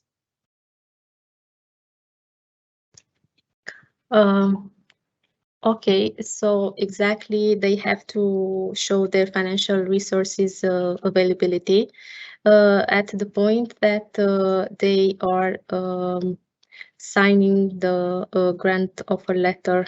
They have to make this practically a commitment. Thank you, Ramona. I think another one for you. Is it mandatory to attach to the budget the the price offers within the market? Where in the call text is this aspect mentioned?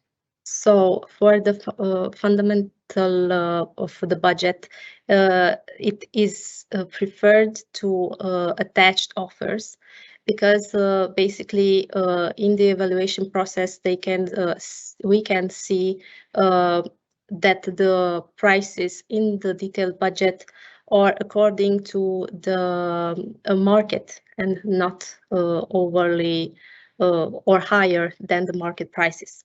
So if is for the fundamentation of the budget. I could add some information related to this. In case the information is missing when the applicant submits the project application, if the project reaches the second phase of the assessment, I mean the technical and financial assessment, we will make sure to ask for this information. Yeah, because we need to know how the applicant reached these figures included in the project budget.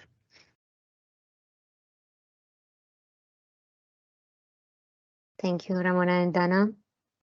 We have another question on an investment which concerns the realization of greener products. They're the same types of products as the kind of products that they already have with the same CAIEN code, but they have a different recipe, they call it, as in technical characteristics, and they have not been produced so far by the company. Can this be considered a diversification of their product range? They mentioned that the investment will generate an increase in the utilized capacity in the existing flow, and will generate an increase in the profitability and the turnover of the company.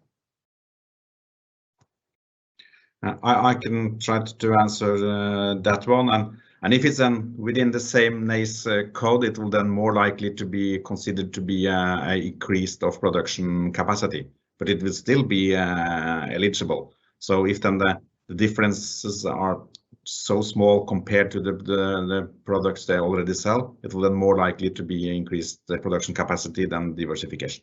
But still, both types of projects are eligible within regional investment aid. Thank you. Again, another question on diversification of the outputs. They're a software developer company, and their main activity is developing software on request. They have their own products that they would like to improve and introduce to the market. And they are asking if this qualifies as diversification of the output of an establishment into products not previously produced in the establishment. In order to be able to work on this project, they need to hire more people, and does this qualify as an extension of the capacity of the existing establishment? I'm not sure if I fully understood the question, because to me it sounds more like a research and development project to develop a new product than regional investment aid, because the regional investment aid will be then to do investments to build then the production capacity.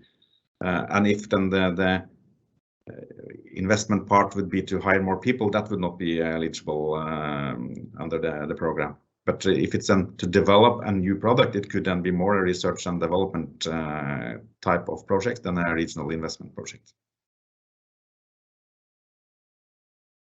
Thank you. Thank you. If any of my colleagues would like to take any of the other questions. There was a question regarding the disbursement plan. And I remember that we received also this question in our help desk at our program email address. Maybe it's useful to mention this, that there is a new version of the disbursement plan and also of the project implementation plan published on our website. It's version 1.8.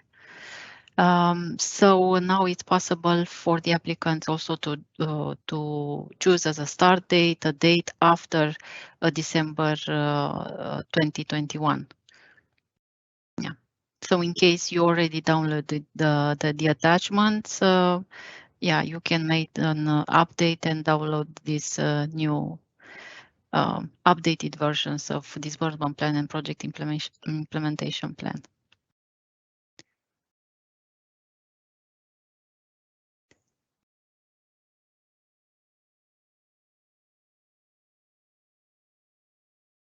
Thank you, Dana.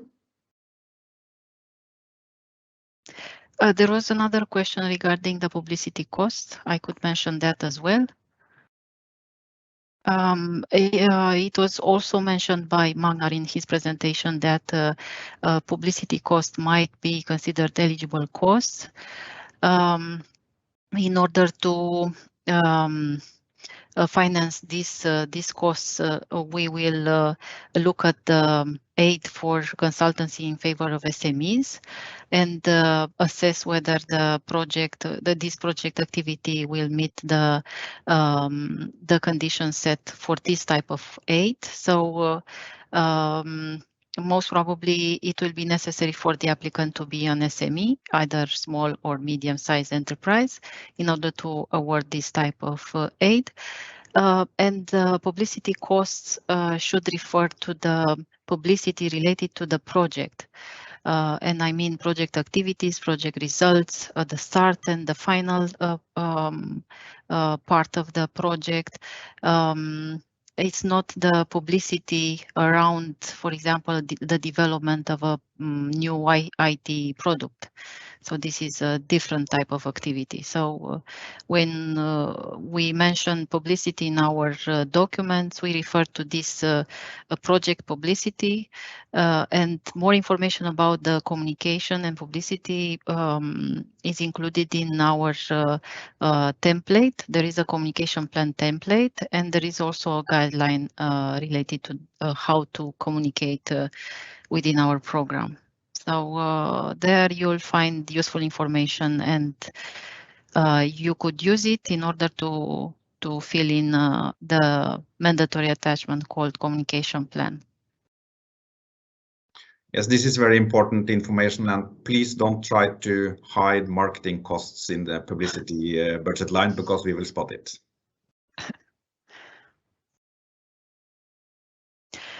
There was also another question regarding the management costs and the cost for preparing the project application. The cost related to preparation of the application is not eligible, so this should not be included in the budget. This is a cost that will be covered by the applicant if the applicant decides to use a consultant in order to prepare the project. As regards the project management part, once the project implementation starts, the project promoter, so the applicant that is awarded with the grant, will have to organize the procurement procedure in order to hire a consultant. If the applicant managed to prove that the project needs a consultant in order to be implemented.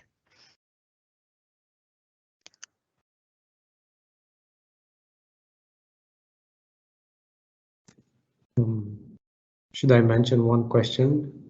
It relates to the railway sector, and maybe it's good to clarify this. The question refers to if a company within a railway sector that services and performs services and maintenance of other equipment related to transport would like to submit a project that utilizes electrical locomotives versus diesel ones.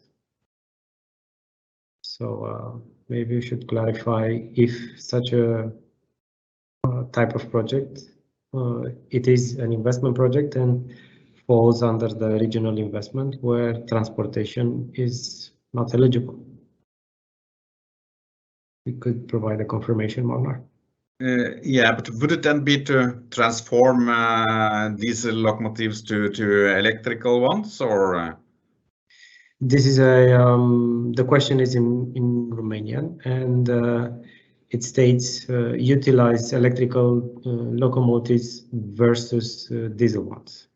I think we will need to come back to that then in writing, because I think the question is a little bit unclear, because to then transform them into electrical locomotives could be, of course, under the environment provisions, but still they will then struggle with the business criteria, because the locomotive will still be a locomotive.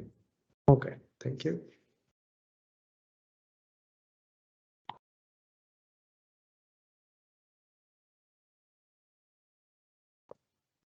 There is one more question, which I think is quite general. They're asking in Romanian if upon the uploading of a project onto the platform, sorry, I think I lost it.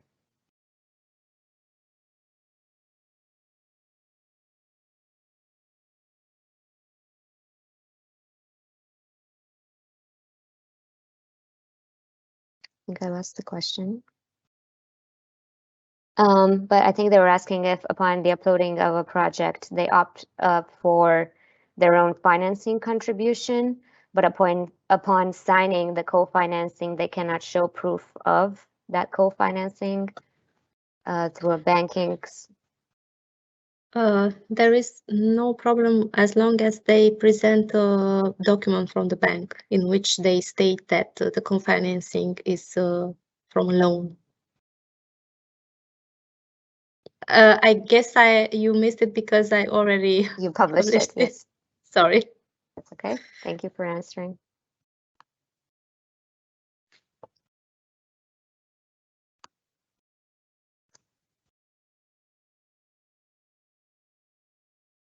There's one more question on the salary for the project manager. That also would be a question for Ramona, maybe, or for Magnar.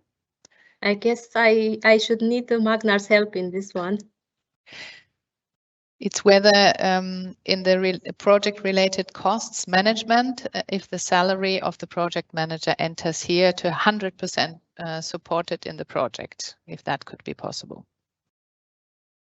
No, that would not be possible, because the salary of the project manager will be eligible cost, but it will of course be subject to the same grant rate as the other eligible costs in the project.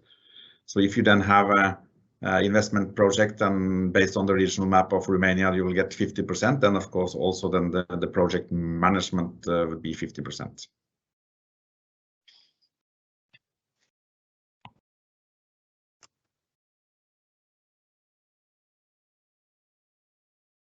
There is a question in English. I understand that the funds can be applied to R&D projects. In our case, we are working on a new type of, it's a more specific question. So in their case, they're working on a new type of vertical wind turbines.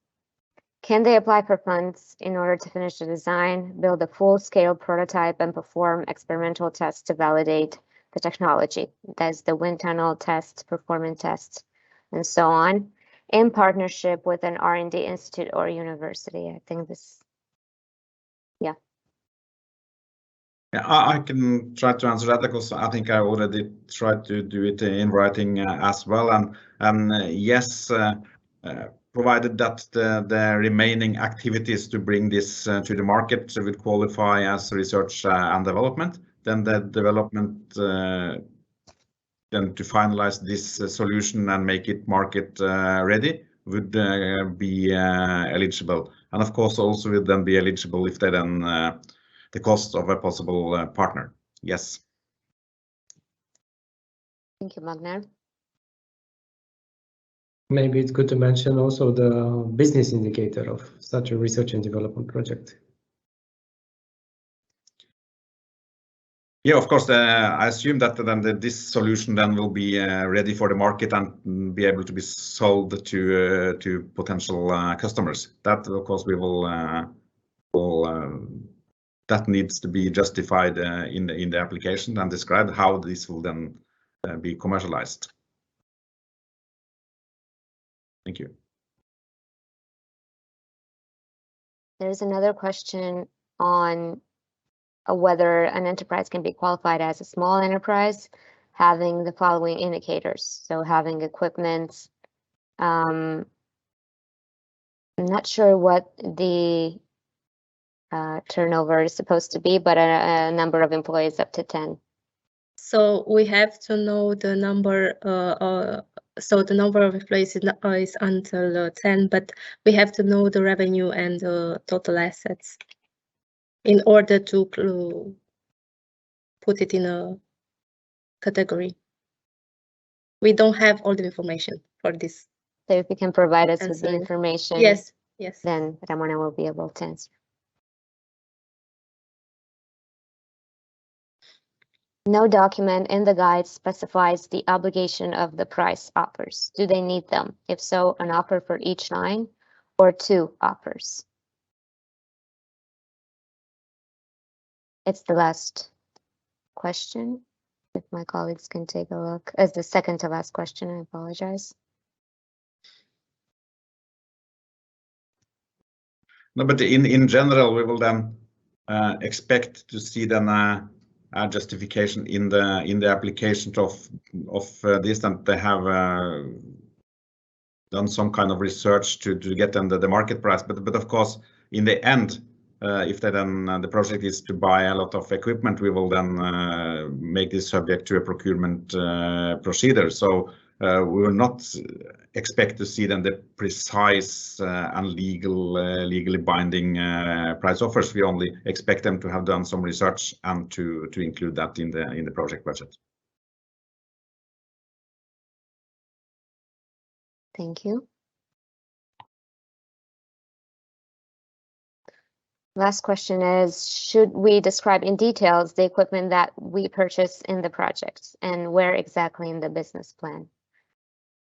If you'd like to take this, Mihai. Yeah, there is under the project objective, project description, there is also a technical solution chapter where you should present why do you need a certain equipment to perform a certain type of activities, or I don't know, services or products, depending on what is the reason for the purchase, under the technical section of the business plan.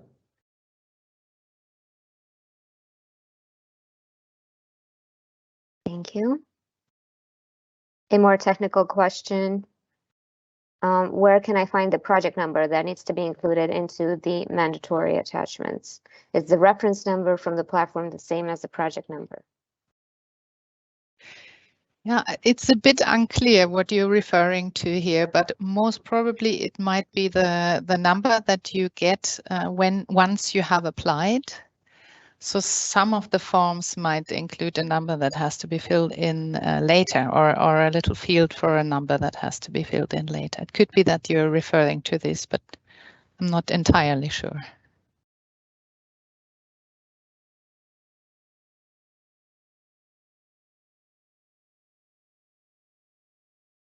Thank you, Frauke. If you want to be, if the participant wants to be more clear, they can do so in the chat box, and we'll get back to them via email if we don't have time in this session. Will the purchased equipment be purchased through an auction or an acquisition? I'm sorry. I'm not sure what the word is. Probably it's procurement. Okay. Yeah, generally we're going to follow the procurement rules applicable in Romania, and which are applicable for private entities. Thank you, Mihai.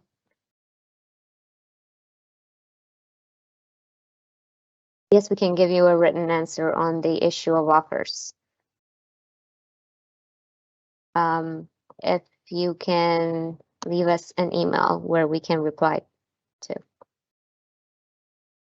So I think this would be the last question. If we haven't answered your question, I'm sorry. I apologize. There are a lot of them, and sometimes we get to miss them, but we will definitely answer those if you send them at the email address grow.innovation@innovationnorway.no. And if anyone else wants to add anything to this, if not, I will end this session, and thank you so much for your participation, both to the participants in this session and the speakers. I hope it was useful for you. I hope to see as many eligible applications as possible, and we will keep you updated on deadlines and future information session on future calls that we have. We have another call open within the SMEs growth program, which is the startup call, a call mainly catered for startups. And we will have an information session for that one on the 16th of September. If you would like to attend, you can find more information on our website. So thank you very much, and we look forward to reading your applications. Have a good day.